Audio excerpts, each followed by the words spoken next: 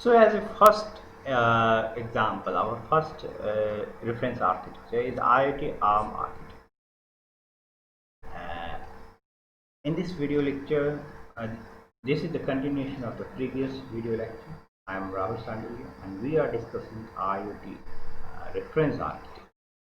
So in the previous video lecture, I have told you, I have defined what is this reference architecture, what is the need of the reference architecture, and how it is important in designing IoT system. So we have multiple architecture given by different organizations, but I will mention you two important architecture from your syllabus point of view. The first one is the IoT ARM architecture. So the IoT ARM, that is IoT architecture. ARM here stands for Architecture Reference Model. So ARM consists of when I say ARM, it means ARM architecture. ARM consists of two parts: reference model and reference architecture. A reference model describes the domain using a number of sub-models. Domain domain model of an architecture model captures the main concept or entities in the domain in question. In this case, IoT. So reference model here consists of different components that are used to make the IoT system. Basically, a class of components. And using that class, we define our reference model. When these common language references are established, the domain model adds description about the relationship between the concepts. These concepts and relationships serves as the basis for the development of an information model, because a working system needs to capture and process information about its main entities and their interactions. A working system that captures and operates on domain and information model contains concepts and entities of its own. These needs to be described in a separate model, that is the functional model. IoT system contain communication entities, and therefore the corresponding communication models needs to be captured the communication interaction of these entities. Apart from the reference model, the other main component of the ARM is the reference architecture. So the second point is the reference architecture. A system architecture is a communication tool for different stakeholders of the system. The reference architecture captures the essential part of an architecture, such as design principles, guidelines, and required parts, such as entities, to monitor, interact with physical world for the case of an IoT reference architecture. Concrete architecture are instantiation of rather the abstract and high-level reference architecture. A concrete architecture can be further elaborated and mapped into the real-world component by designing, building, engineering, and testing the different components of the actual system. The whole process is iterative, which means that the actual deployed system in the field provide invaluable feedback with respect to the design and engineering choices, current constraint of the system, and the potential future opportunities that are fed back to the complete architecture. The general essentials out of multiple concrete architecture can then be aggregated and contribute to the evolution of the reference architecture. So this is the process, how the reference architecture plus reference model helps you to achieve a concrete compliant specific architecture. So here we have, let's say, some business scenario, existing architecture and a stakeholder. We have many existing architecture, we have business solutions, we have various examples, basically various examples how the IoT system are made. So that's understanding of all these existing architecture, existing solutions helps you to make a IoT reference model, make you to understand IoT reference model, which is the part of the IoT ARM. So reference models is used to define different components that are being utilized in the IoT system. Different components that you should use in the IoT system. So, and other things that this business scenario and existing architecture define application specific requirement, unified requirement, and this steers the IoT reference. IoT reference architecture basically define the functioning of all these components, how these components are related, and how all these components provide functionality achieve the main object of your design, the IoT system. And as a result, using these reference architectures, it helps to define, guide the best practice. And you can use that reference architecture to make a concrete architecture satisfying the constraint, satisfying the specific object that you have set while designing the real IoT system. So here's the IoT reference model. IoT reference model has various subdomains. The important one is the IoT domain model. The first one is the IoT domain model. The second one is the IoT information model.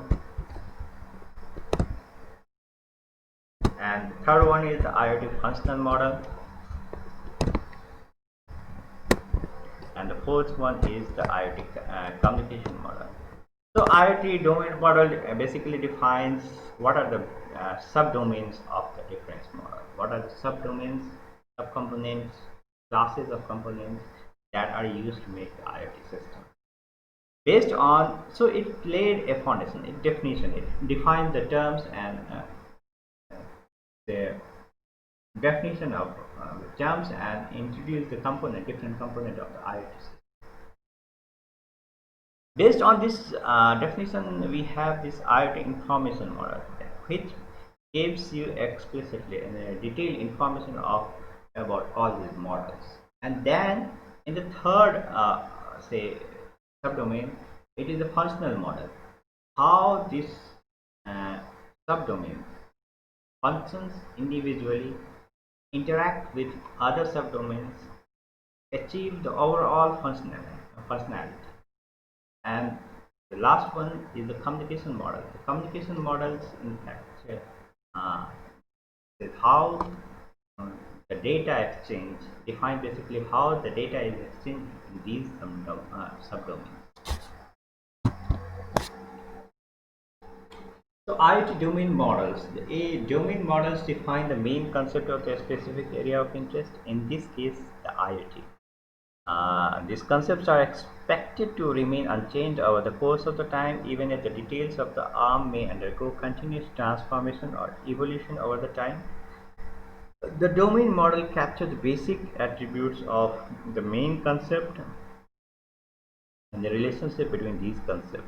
A domain model also serves as a tool for human communication between people working in the domain in question and between people who work in different domains. So the main concept of our models, our domain models, are user and physical entity. As interaction with the physical world is the key for the IoT, the first most fundamental interaction is between human or an application with the physical world, object or place. Physical interaction is the result of the intention of the human to achieve a certain goal. A physical entity, as modeled so, can potentially contain other physical entities. Virtual entity. A physical entity is represented by the digital world as a virtual entity.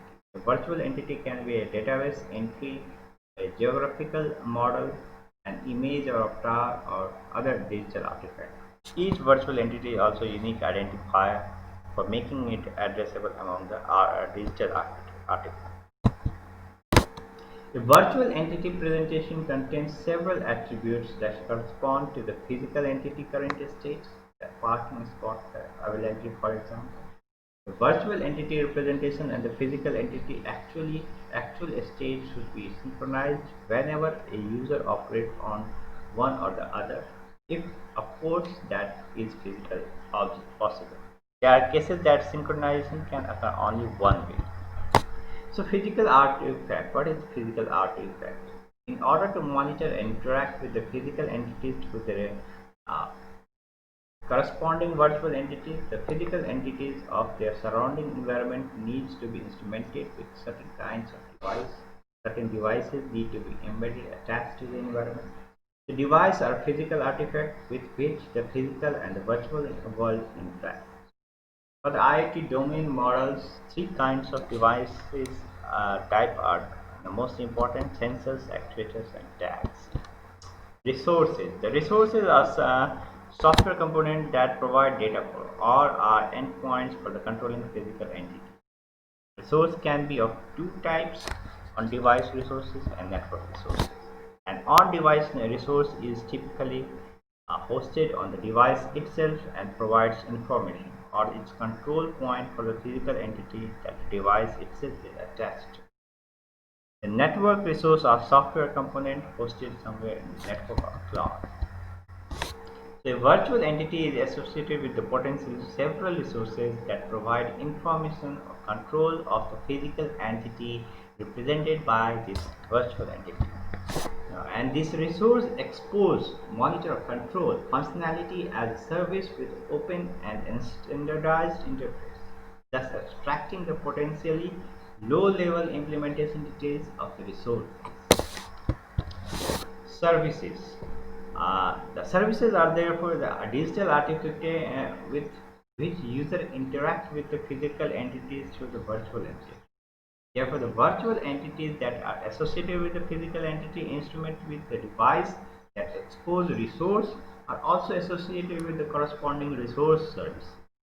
These associations are important to be maintained for the lookup or discovery by the interested user. So the IoT services can be classified into three main classes according to their level of abstraction. The first one is the resource level service, the second one is the virtual entity level service, and the third one is the integrated service. And the next we have information model. Second one is the last model is the information model. Information model is defined as the enrichment of data, raw values without relevant or user content. That something which we accumulate using our survey, accumulated by the entry of the users. So this is the raw value, the data, which we call the data, with the right context, so that the queries about who, what, where can be answered. When these data are organized, processed in such a way that we can get the answer who, what, where, and when, then these organized data become the information. So let's say information model describes how, means what and how data are exchanged, what data are exchanged between different components, and how these are exchanged. What are the protocols that they need to follow at the edge level, at sensor nodes level, at the cloud level. So let's see in detail what this information model is. On a high level, the IoT information maintains the necessary information about virtual entities and their properties or attributes. These property attributes can be static or dynamic and enter into the system in the various forms by manual data entry or reading a sensor attached to the virtual data. Virtual attribute can also be a digital synchronized copy of the state of an actuator. In the presentation of high-level IoT art with an information model, we omit the attributes that are not updated by IoT devices, sensor tags, or the attributes that do not affect any IoT devices. A virtual entity objects contain simple attributes, properties, entity type to denote the reference of the entity, such as human, car, or home. Entity that type can be referenced concept of a domain ontology, that is a car ontology. Unique identifier, zero or more complex attributes of the class attributes. And at last, we have this functional model in the IoT ARM project. Functional decompositions refer to the process by which the different functional components that make up the IoT ARM are identified and related to one another. The main purpose of the functional decomposition is, on one hand, to break up the complexity of the system compliant to the IoT ARM in smaller and more manageable parts, and to understand and illustrate their relationships on other hand.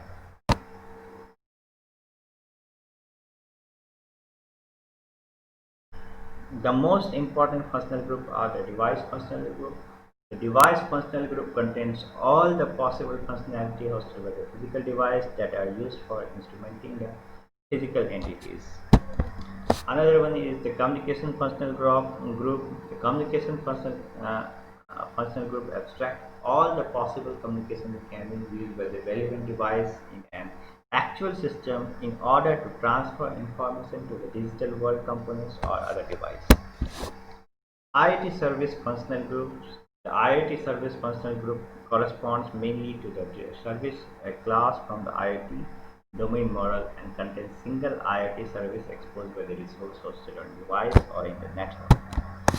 Next one is the virtual entity functional group. The virtual entity functional group corresponds to the virtual entity class in the IoT domain model and contains the necessary functionality to manage association between virtual entities with themselves as well as the association between virtual entities and related IoT services. Data association objects for the IoT information model. IoT Service Organization and Functional Group. The purpose of the IoT Service and Organizational Functional Group is to host all functional components that supports the composition and orchestration of the IoT and virtual entity services. IoT Process Functional Group. The IoT Process Management FG is collection of functionality that allows smooth integration of the IoT related services with enterprise processes. Then we have management functional group. The management functional group include the necessary function for enabling fault and performance monitoring of the system, configuration for the enabling the system to be flexible to the changing user demands, and accounts for the enabling subsequent billing for the usage of the system. Then we have security functional group. The security functional group contains component for the authentication of users, that is application of human authorization of the access to the service by users, secure communication, ensure integrity and confidentiality of the message between entities of the system such as device, service, application, and last but not least, assurance of privacy of the sensitive information relating to the human users. So we have communication model now. The communication model for the IoT reference model consists of the identification of the endpoint of the interaction, traffic pattern, unicast vs multicast, and general, that is how the data, how the protocol, what protocol we used to achieve the communication, and general properties of the underlying technology used for enabling such interaction. The potential communication endpoints for the entities are the users, resource, and devices from the IoT domain model. Users include human users and active digital artifact, user service interaction. The IoT domain model entities involved in this interaction are mainly two: user and service. If the service is constant or if it is need to be provided access to the constant users, it must be accessible with the constant protocol 6LoWPAN, UDP, COAP. Only when the two elements belong to different subnetwork gateway and proxies must be deployed for ensuring successful end-to-end. The complexity of this interaction is due to the variety of different properties that a device can have. In a particular device can have simple and limited as a stack and as complex and powerful as a server. The last model that was not described in the diagram is the safety, privacy, trust, security model. The last model. The fact that the human users are the part of the system that could potentially harm human if malfunctioning or expose private information motivates the safety and the privacy need for the IoT reference model and architecture. Safety. The IoT reference model can only provide IoT related guidelines. It cannot ensure what the law, the basic rules of only provide the guidelines. Remember that the IoT reference model can only provide IoT related guidelines for ensuring a safe system to extent possible and controllable by a system designer. A system designer of such critical system typically follows an iterative process with the two steps. One is identification of the hazards followed by mitigation plan. So one is the identification of hazards and which is followed by the mitigation plan. Privacy. The IoT a privacy model depends on the following functional components, that is the identity management, authentication, authorization, and trust and reputation. The trust and reputation functional components maintain the static or dynamic trust relationship between the interacting entities. Security. The security model for the IoT consists of the communication security that focus mostly on confidentiality and integrity protection of interacting entities and functional components such as identity management, authentication, authorization, trust, and reputation. In this video, we have described various domains of the IoT reference model. In a video, discuss some models in detail what functionality is provided. In the next lecture, we will define the second part of the IoT architecture, that is IoT reference model.